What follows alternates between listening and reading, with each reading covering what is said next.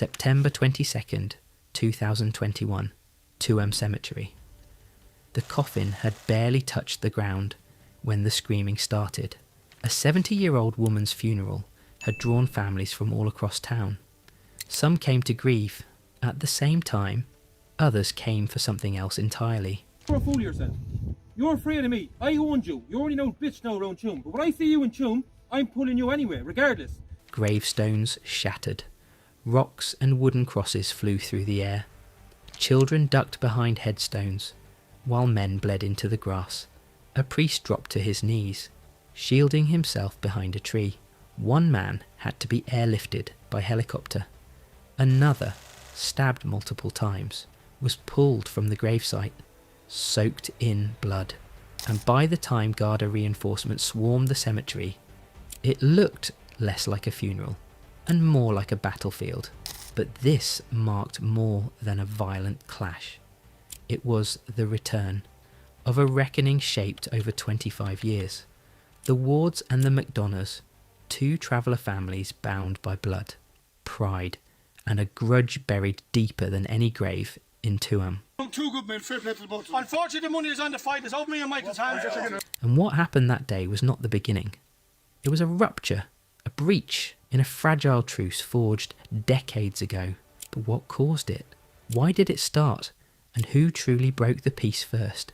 Understanding that moment requires returning to the day a man stood on the wrong grave, when history, once buried, came violently back to life. Before that coffin hit the earth in 2021, before the blood stained the grass and a priest hid behind a tree, something had already been buried in Tuam. Not a person, but a grudge. It began with a misstep, 1 foot on sacred ground, and decades of buried fury came roaring to life. June 1996, Tuam, County Galway. It was supposed to be a solemn farewell. Family, neighbours, prayers, a quiet traveller funeral for a man named Bernie Mongan. Then someone saw Bernard Bernie McDonagh standing where he should not have been, on a grave belonging to the Wards. Ned Ward's voice cut through the still air. "Get off the effing grave." Bernie stepped down and apologised, but it was too late. Ned swung first, allegedly with a knuckle duster, and the rest of the Wards surged forward. Mourners became combatants. Peace became chaos. What followed was not a scuffle. It was an eruption. Up to 400 people from the extended clans turned Tuam Cemetery into a war zone. Fists, boots, stones. Anything could be a weapon. And everything was. A McDonagh woman was struck in the face by a rock. Her nose was broken. Another daughter of the family was beaten unconscious. The dead were forgotten. Even the grieving family found themselves caught in the crossfire. It should have ended at the graveside. It did not. The next day, June 3rd, the battle moved to Weir Road. A mob of over 100 people descended on the McDonagh home. Slash hooks, iron bars, hatchets, hammers, shovels, stones. Urban warfare in broad daylight. One Garda sergeant saw Dennis Ward holding a shotgun, said he heard a shot fired. Inside the house, Edward McDonaghs, Senior's wife, was struck with a spade. His teenage daughter, already unconscious from the funeral attack, lay defenceless. When Gardaí finally intervened, they found a street littered with broken weapons and blood. Judge Michael Connellan later called it a complete act of savagery and shook his head at the thought. One side took up arms over somebody standing on a grave, but by then the damage was done.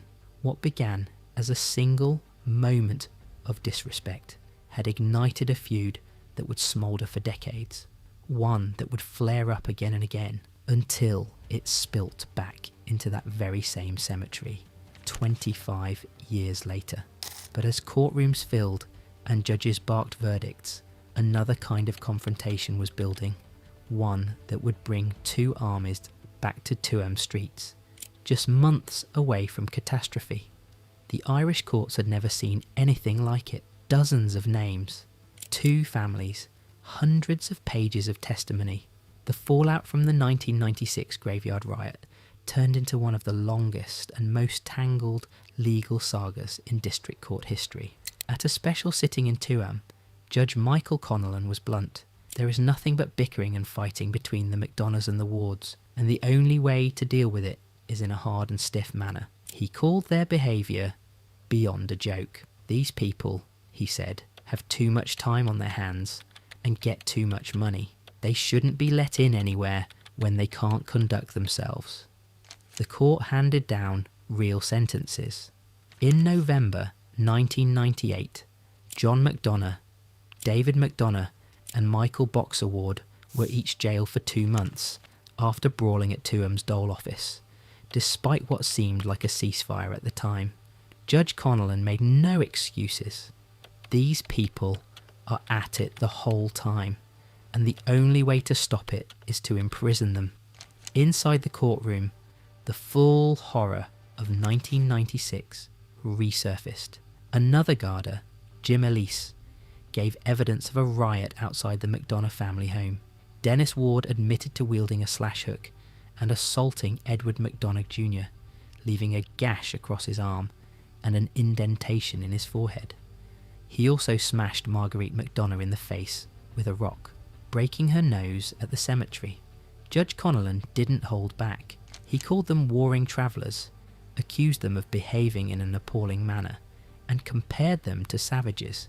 These people have no respect for law and order. But something had begun to shift. By late 1998, there were signs, a fragile calm settling in, enough that Judge Connellan suspended some of the heavier sentences, not because they weren't deserved, but because he feared opening old sores. That calm had not come on its own. Behind the scenes, things were boiling over again. One bare-knuckle fight between younger hotheads had already brought traffic in Tuam Square to a halt. Then came the whispers. Both families were calling in backup.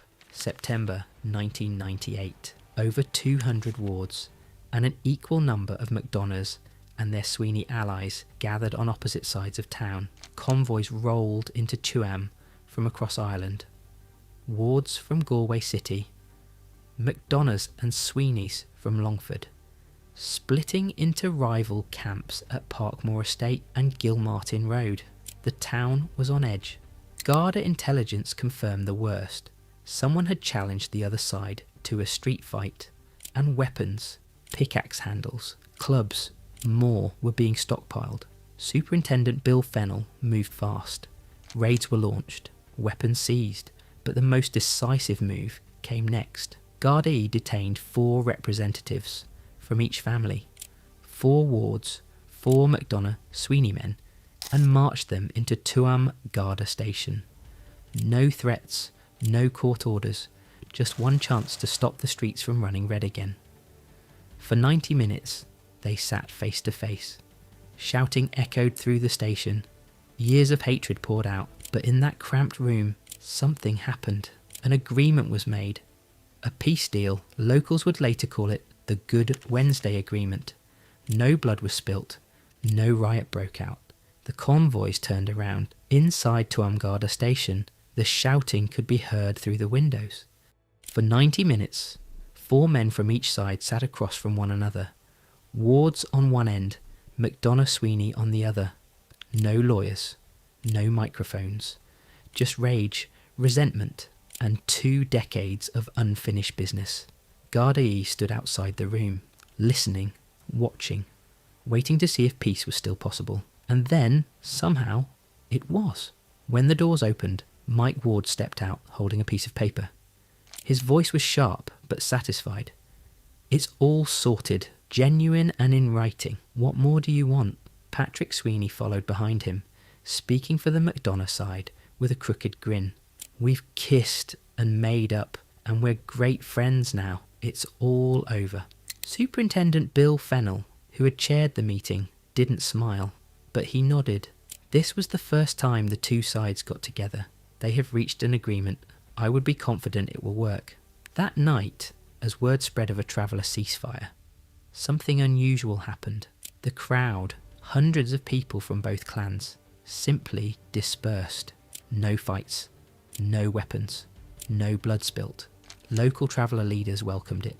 Even councillor Ellen Mongan, whose extended family had been at the centre of the original 1996 funeral, praised the effort.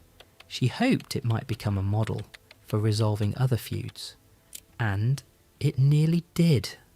By the end of 1998, a wary quiet fell over Tuam.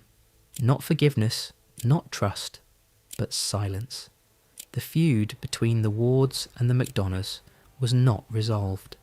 It was put away, tucked behind a handshake and an understanding. Ignore each other or lose everything. For more than 2 decades after the Good Wednesday Agreement, Tuam existed in a delicate stillness.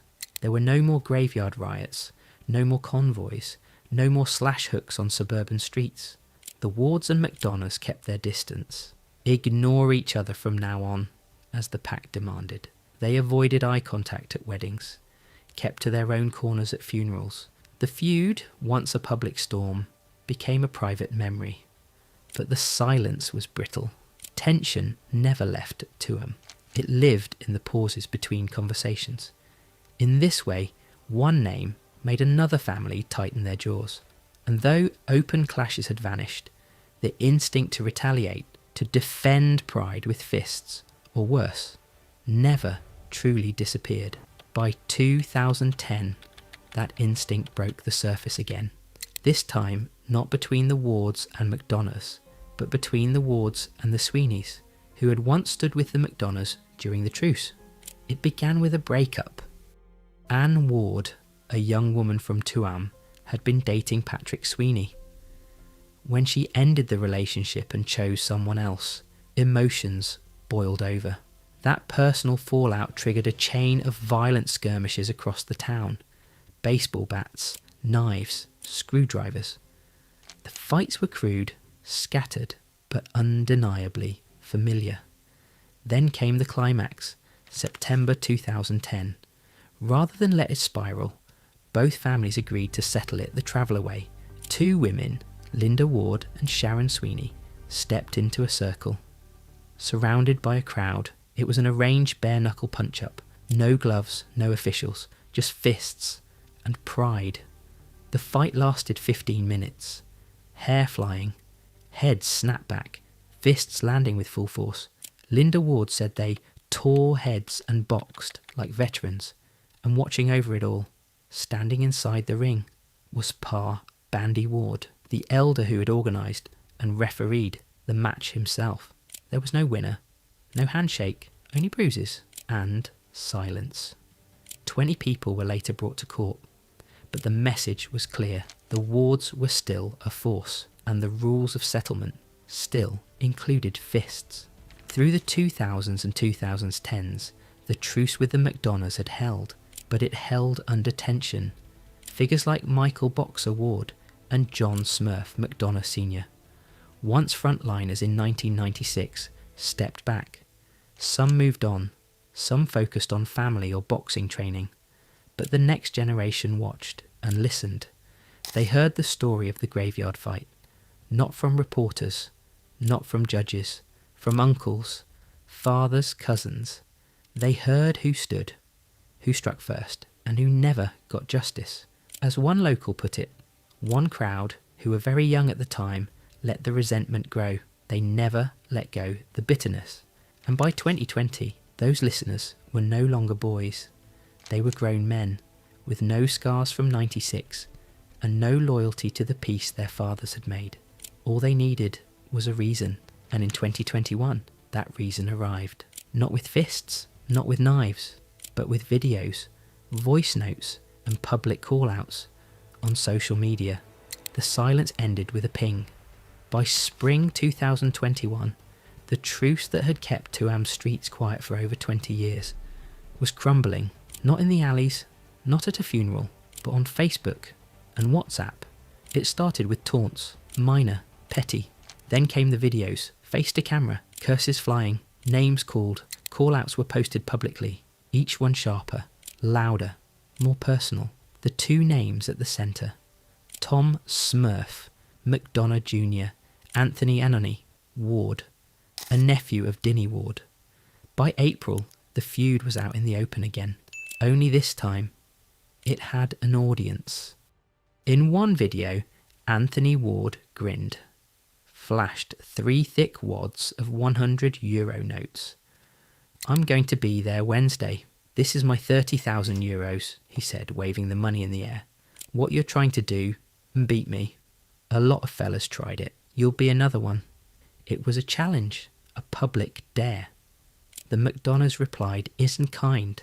Tom Smurf and McDonagh Jr. answered with cool contempt, "There's no limits on this. Make it as much money as you want. If you can't fight, you're going to be a very sorry man." The insults escalated, but so did the stakes. Behind the scenes, local mediators tried to cool things down. No one wanted a repeat of '96, but the younger men weren't interested in memory. They were chasing something else, vindication. By early summer, the terms were set. 1-on-1, bare fists, 30,000 euros each. Winner takes 60,000 euros. The match would follow tradition. Fair play men would referee. It would be clean, controlled, settled the travel away. But what happened next only made things worse. The fight took place in July 2021. A remote field outside Tuam, a makeshift ring, ropes taped to traffic cones, refereed by 2 respected neutrals. Tom McDonaghs, taller, lean. Anthony Ward, shorter, stocky, fists like bricks. They circled, then collided. Ward came out swinging. Aggressive, wild, brutal. Within minutes he dropped McDonaghs with a thunderous right hook. As Smurf hit the ground, Ward lunged, threw another punch before he was back up.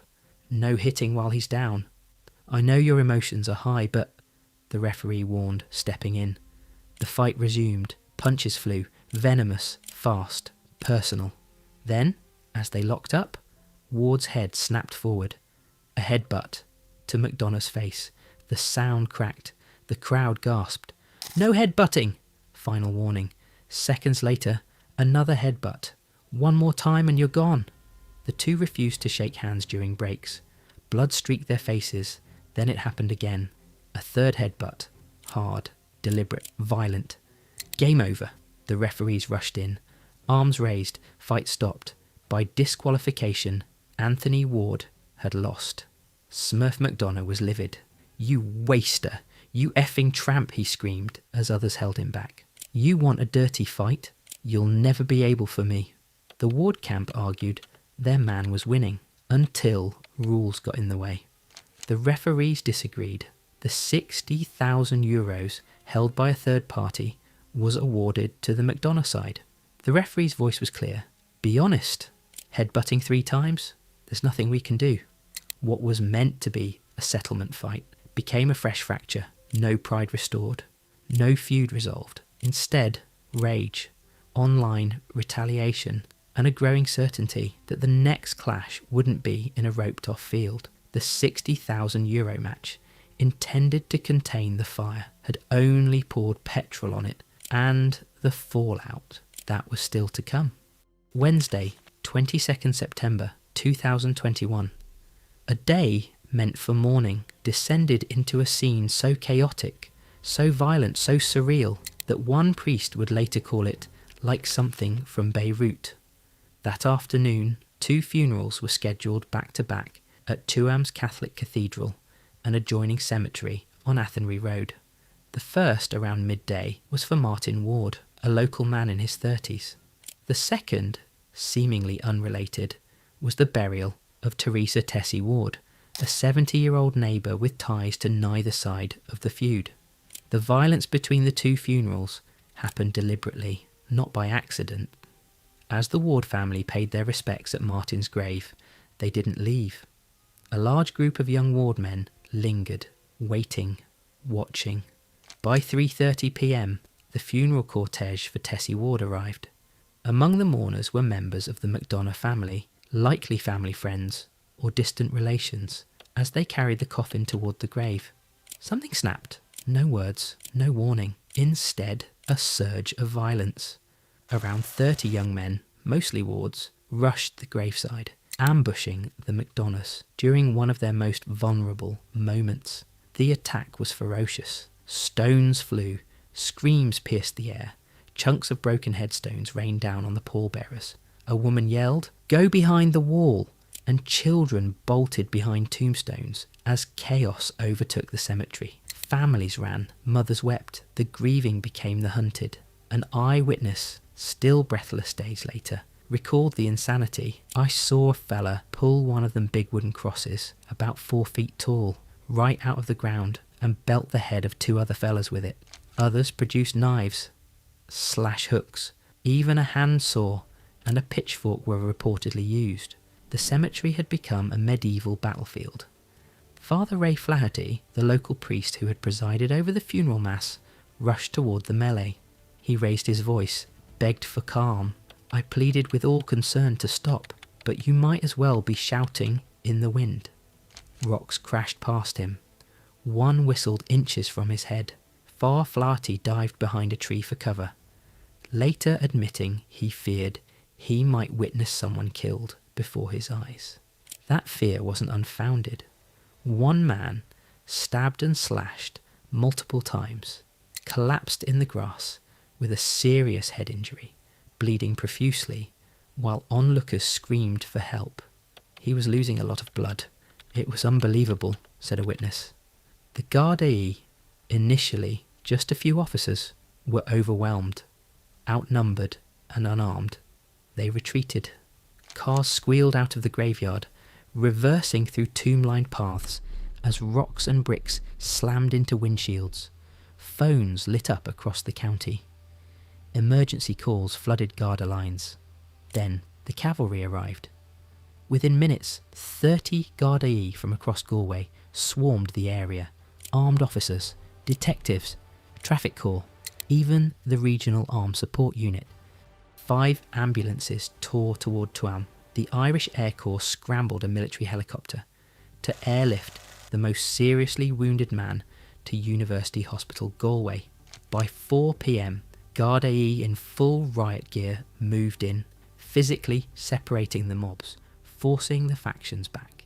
In the chaos, they arrested a boy with a knife, believed to have been attempting to stab a rival. He was disarmed and taken into custody on the spot. The aftermath was apocalyptic. Blood-stained sticks, broken crucifixes, discarded weapons. Clean-up crews moved through the sacred grounds, collecting the remnants of rage. A second priest, arriving to bless the graves, stood frozen. It looked like something from Beirut. Across Tuam, roads were closed, sports matches were cancelled. Garda forensic teams combed the cemetery for evidence. The town, once again, was stunned into silence. 7 people were injured badly enough to require hospitalisation. Slashing wounds, stabbings, trauma that could easily have ended lives. The bereaved families, those who came only to bury their loved ones, apologised publicly through Father Flaherty, horrified that their final goodbyes had been overshadowed by tribal violence. The Garda investigation was launched immediately. Video clips were collected, witnesses were interviewed, and within days, the list of suspects grew. In the end, 8 individuals, 7 men and 1 woman, were formally charged with violent disorder and related offences. Tuam's courts were busy once more, just like in 1996, just like in 1998. The feud had returned, louder, bloodier, and more public than ever before. The day after the graveyard riot, Tuam was on edge. The blood had barely dried. Families were still reeling. And yet, behind the stunned silence, everyone in town knew it wasn't over. Local councillors scrambled to respond. On September 23rd, 2021, Galway Bay FM broadcast the growing concern. Tuam area councillors are calling on the leaders of the groups involved in yesterday's violence to come to the table for peace talks. Local councillor Donna Keelalea reminded the public it had nothing to do with the feud. The innocent deserved peace, even if the guilty wouldn't allow it. But fear lingered. Fine Gael councillor Pete Roach gave voice to what many whispered. If something isn't done fast, they'll retaliate. and the next time might be worse. Those who had once brokered the 1998 peace dusted off old strategies. There were whispers of urgent meetings, clergy involvement, and traveller mediators. Fianna Fáil, Councillor Donogh Killalea formally invited the feuding families, offering neutral ground to talk, before things spiralled further. But on the streets and online, a different conversation was happening. Less than 24 hours after the riot, a video appeared on Facebook. Shot in Tuam, the footage showed dozens of ward men marching shoulder to shoulder. They strode in formation through Gilmartin Road, into St Enda's Avenue, and across an open field, a silent, synchronised show of strength. Some wore hoods, others concealed their faces, but when they reached the field, one man stepped forward. Surrounded by his kin, he faced the camera and unleashed a tirade aimed directly at the McDonaghs. The Smurfs.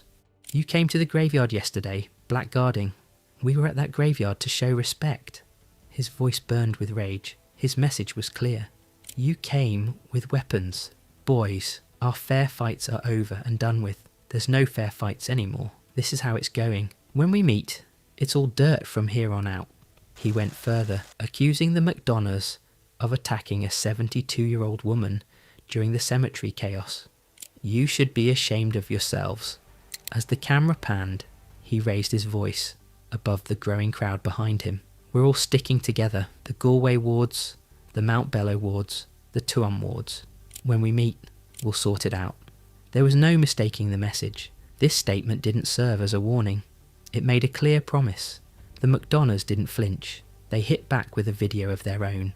A member of the Smurf McDonagh faction appeared on screen, sneering at the ward's dramatic parade. You never wanted to go the whole hog with us, you fucking cowards. He mocked their choice to film in friendly territory. You make a video at your backyard, talking about fair fights is over. You were never going to fight fair. You were never able for us.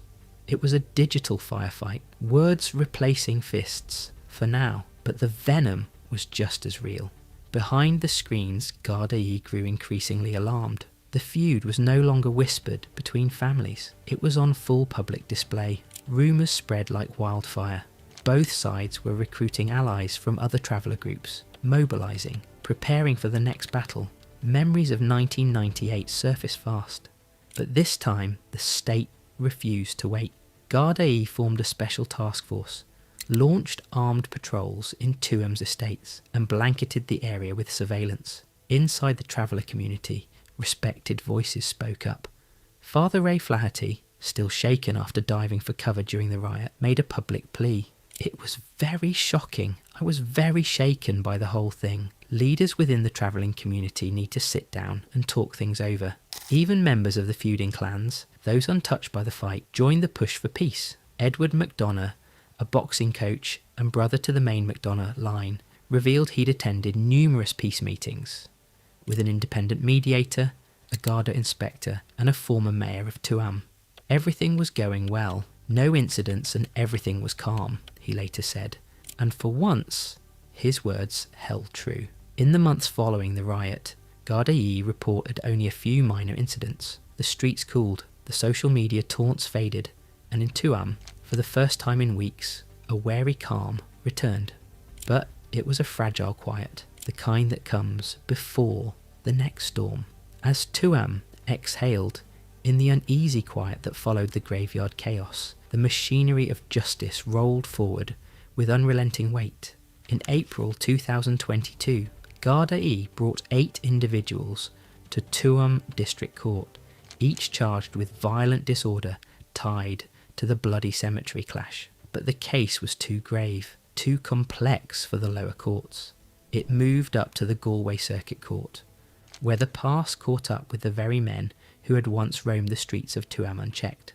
Among them stood John Smurf McDonagh Sr., a name long etched in the annals of the feud, a veteran of the 1996 riot, and father of the younger Smurf, who had fought in the €60,000 bare-knuckle match. John Sr. now faced a jury. In June 2024, after 5 tense days in court, The verdict was delivered, guilty of violent disorder. Judge Brian O'Callaghan did not hold back. He called the fight an abomination, condemning the sheer recklessness of a feud that unfolded before children, clergy and grieving families.